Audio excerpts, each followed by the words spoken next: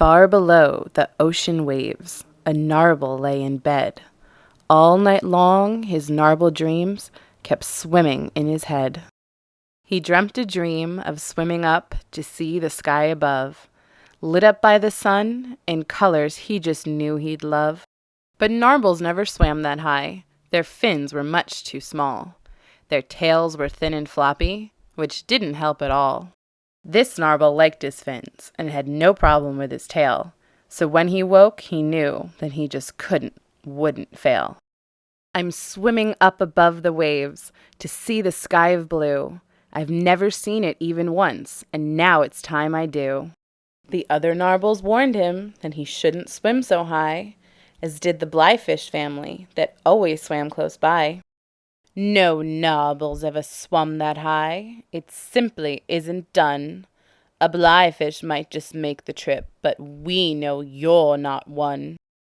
Gnarbles don't have flappers like all us Blyfish do. You don't even have coggers like the swimming Gungaloo. But the Gnarble didn't listen, and he left his friends behind. No silly Blyfish family could ever change his mind.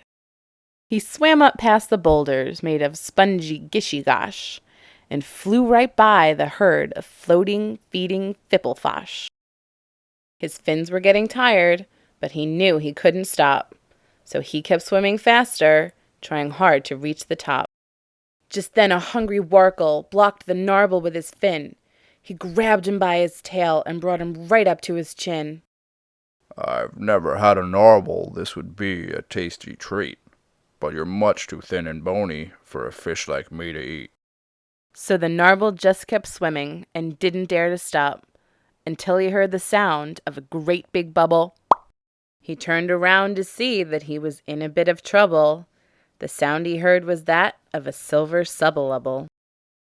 The Gnarble tried to hide somewhere that he could safely stay, but the subbalubble saw him and was headed right his way. "Oh, Mr. Subbalubble, please don't eat me up for lunch. I'll bring a yummy plant instead for you to sit and munch." I've never seen a Gnarble try to swim this high before. What is it, little fishy, that you're up here looking for? If I could see the sky just once, I'd be a happy fish. To do one flip above the waves would be my only wish. Well, sorry, silly Gnarble, but I cannot let you go. It's Subbalubble dinner time. You should have stayed below. The Gnarble cowered back in fear and shook from fin to fin. But then he saw a school of fish called Shiny Glimmy Glin. The Glimmy Glin swam right past the Subbalubble's face, and the Gnarble grabbed a glimmy fin and quickly left that place. The Gnarble swam up higher still until he saw some light. He knew it had to be the sun, and oh, was it a sight! Closely by, a plink was sleeping, lying on his back. He rubbed his giant belly as he dreamed about a snack. The Gnarble smiled happily and set his fins a-swimming. He didn't see the plink wake up, for he was busy grinning. The Gnarble almost made it to the surface of the sea, but the plink chomped down and swallowed him as if he were a pea. The Gnarble sat inside the plink and started softly crying. He'd never make it out, so was there any point in trying? The Gnarble knew he'd come too close to quit and give up now. There must be some way out of here. There's got to be somehow. So the Gnarble swam around inside, trying very hard to think.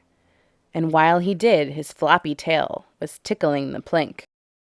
The plink was very ticklish, and he couldn't hold it in. He tried to cover up his laugh with his giant plinkish fin. His mouth was open long enough for the Gnarble to swim free. He swam so fast the hungry plink did not have time to see. Far above the ocean floor, above the Gnarble's homes, above the Blyfish families and dancing water gnomes, above the swimming Gungaloo and slimy Dundledun, a Gnarble flipped above the waves and smiled at the sun.